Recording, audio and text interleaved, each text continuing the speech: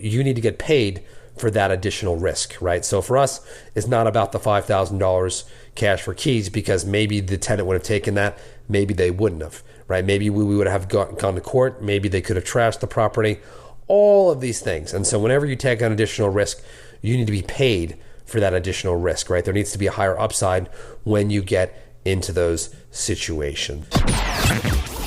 Welcome to the No Limits Podcast, where limits do not exist, where you can create cash flow, equity, and real freedom with the power of real estate. 3, 4. Now, we will begin. Welcome to the dojo. This is Todd Toback, and in this episode, I'm going to talk about the art of the last minute negotiation. But before I jump in today's episode, and by the way, I'm going to tell a few stories on actual real life negotiation. So I think that you're going to enjoy today's episode. But if you have not been over to our website and you are looking to build a wholesale business that throws off cash month after month after month without your personal day-to-day involvement, you want to do big, fat, profitable, juicy deals and get off the treadmill of low profit margins, go to nextlevelwholesaling.com and take the Next Level Wholesaling Assessment. You are going to love it. My mentor created it for me, and I've created it for you. So go ahead and take it, completely confidential. It'll take you like 3 minutes to take it. And once you do, your eyes are really, really going to open. So go to nextlevelwholesaling.com. By the way, you will also notice that my last few episodes on the podcast are on YouTube. The audio is not as crisp as it normally is. Please excuse me. I've been extremely sick with a really bad cough and cold.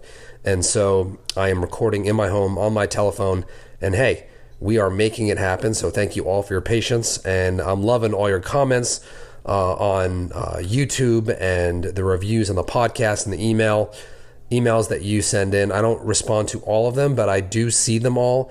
And so I really, really, really appreciate and love you all for building your business and fighting for your families or your future families or whatever reason that is driving you to build your real estate business. This is a really challenging life, the road of an entrepreneur, but highly, highly, highly rewarding. So I want to commend you. All right, so let's talk about the art of the last minute negotiation. And this episode was spurred by a last minute negotiation that just happened in my business. And I'm going to talk about 3 separate ones. The first one was actually at the last day of closing, and a buyer requested to get a $5,000 reduction on a property that we had sold him. And literally, the deal was done. The buyer's earnest money is in, and we are ready to close. And the buyer says, "Oh, I thought the property was going to be completely cleaned out. It's not. I'm going to need a $5,000 reduction in purchase price." And so I spoke to the acquisition specialist, and he acted like nothing was out of the ordinary. He goes, "I don't know why he's doing this. I don't know." And so, I listened and I asked a few more questions. I'm like, "Are you sure?" I'm like, because he seems to think that the house was supposed to be vacant. And I probed a little bit, and it turns out the acquisition specialist said, well, when he asked if the property was going to be vacant, I said, we will work it out. Now, of course, I was highly annoyed. I'm like, what do you mean work it out? That's vague. It causes problems. There's confusion between you and the buyer. And that's just weak communication, right? So obviously I was annoyed in the moment, but I coached him up. I said, okay, first of all, this $5,000 ask and the reduction in purchase price is a bit much, right? And I know when I first got started in real estate, I would have been happy to making $30,000 or $35,000 or $40,000 on a deal, and I would have just walked away from that $5,000 and said whatever. But you've got to really, really watch the dollars and cents in your business, right? $1,000 is a lot of money, and $5,000 is a lot of money. Don't let anyone tell you otherwise. And you want to be a very, very good steward of your business. You want to be a good businessman. You want to do what you say, and you want to or mean what you say and say what you mean. And so our acquisition specialist could have done a better job communicating here.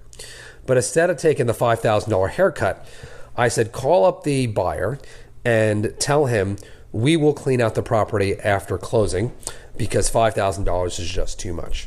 And of course, the buyer did not like that idea. And they said, okay, why don't you just give us a $2,500 reduction? We don't need the $5,000 and we'll call it a day. Okay, so what did we learn from that?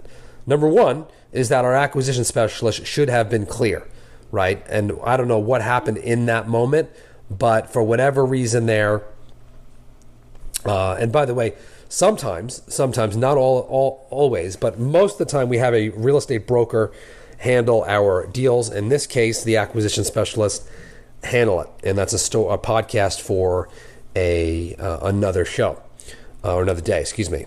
But he could have been more clear, and he got caught in the whole buddy, we'll work it out, we're friends, let's not worry about it, just put in your EMD, right? And that just, again, weak communication and causes problems. So that's the first part. The second part, though, is instead of just capitulating in the $5,000, what we did was we called the buyer's bluff a little bit. We said, hey, we're going to clean out this property for you after closing. You don't worry about it. And at the end of the day, I don't think that the buyer actually even was expecting any kind of reduction, but he knew that the commitment was weak, and he took advantage of that. So when we said, no, we're just going to clean it, he then came down to a $2,500 ask, which we agreed to. And I agreed to because the acquisition specialist just wasn't as tight as he could be. But the real lesson there is that you always have to be training your people, right? This acquisition specialist I've been doing business with for a very, very, very long time. And he needed to be tuned up here and retrained and learn those commitments. And so this is something where he should have known it, but really that falls on us, right, as leaders. And so you always got to train your people. And if you feel like all of a sudden you've got it and you've got your skills and you don't need retraining, think again. That's when you are in trouble. I talk a lot about this in the no limit selling system, getting commitments, being clear, meaning what you say, saying what you mean, be extremely direct. And so if you haven't invested in the no limit selling system, you want to do bigger deals, you want to compress those timelines, you want to have more fun while you're selling, check out the no limit sales system.com. The price is embarrassingly low, and I guarantee you it will change your business in a very, very dramatic way. All right, so that's the first story. Second story was we recently did a deal with a seller who had two houses, and they were basically $40,000 in profit each. But the seller kept on renegotiating during the closing period, and she was very, very, very, very difficult. And we saw that she would wear out the acquisition specialist again, right? So she would sit down, she'd keep them on the phone, and she was getting all kinds of concessions from us.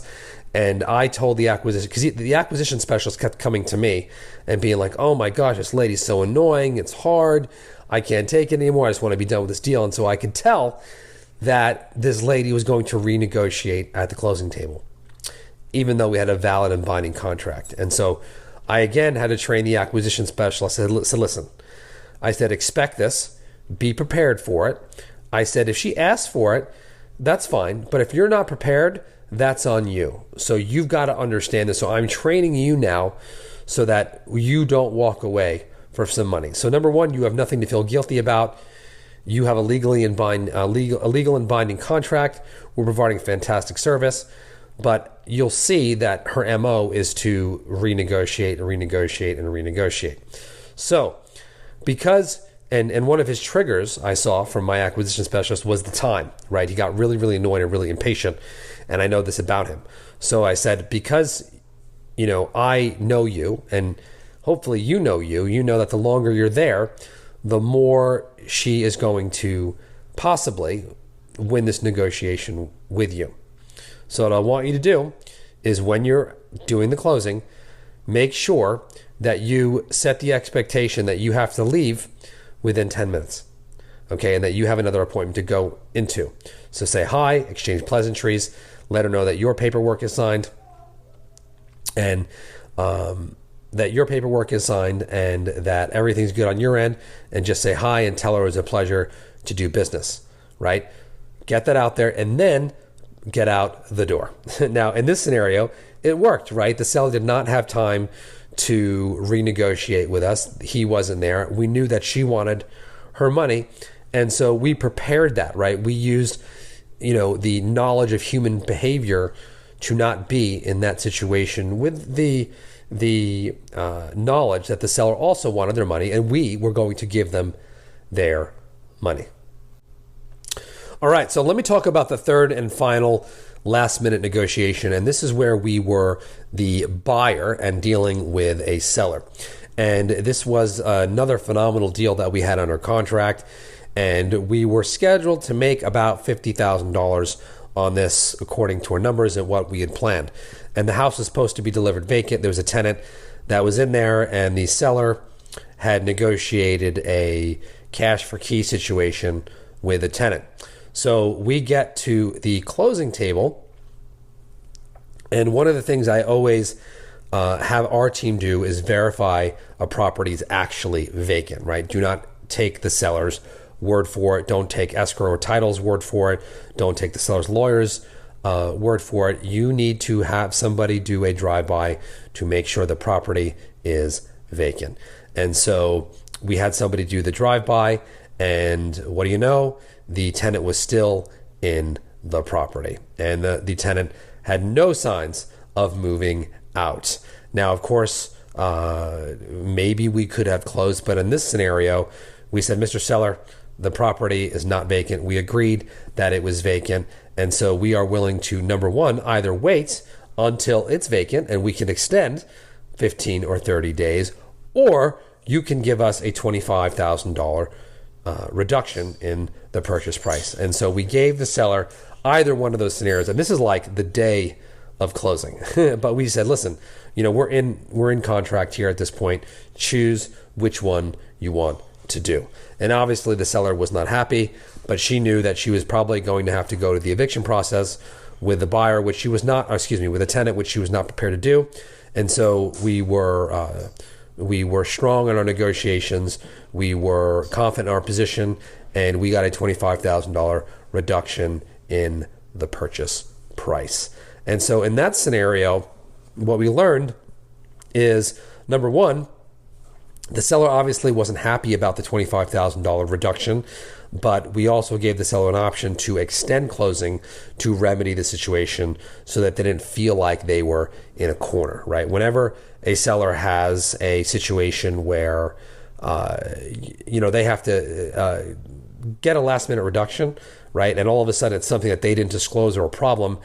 If we are willing to accept their remedy, right, we always give them the opportunity to remedy the situation, which usually 99 times out of 100, they are not going to remedy their situation themselves. So in this case, we got the $25,000 reduction. We bought the house. Afterwards, we did a cash for keys agreement with the tenant. I think that it was probably a $5,000 agreement. And so we wound up making an extra $20,000 on that property. So we won, the seller won, and we felt great about that. And by the way, you need to get paid for that additional risk, right? So for us, it's not about the $5,000 cash for keys, because maybe the tenant would have taken that, maybe they wouldn't have, right? Maybe we would have gone to court, maybe they could have trashed the property, all of these things. And so whenever you take on additional risk, you need to be paid for that additional risk, right? There needs to be a higher upside when you get into those situations. So I hope you enjoyed today's show. Thank you for being patient while I am on the mend, and I really love you all. I really appreciate all the reviews and the comments, and let me know about your big fat juicy deals, right? It just puts a big smile on my face. Send an email to support@nolimitsrealestateinvesting.com, and I will talk to you on the next episode.